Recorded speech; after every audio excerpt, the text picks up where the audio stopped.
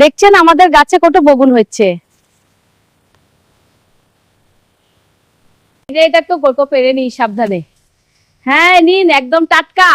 বাগানের ফল খুব ভালো। এই দেখুন বাগানের তাজা সবজি, এগুলো খুব তাজা আর সুস্বাদু। আমি আরো তুলবো।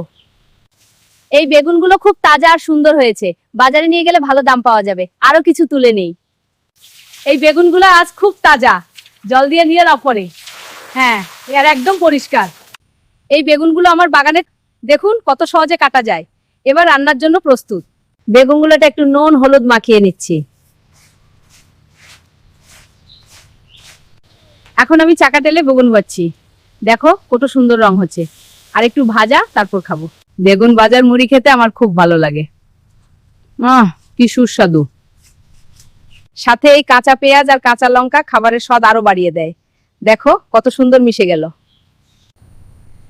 তোমরাও খেলে চলে আসো।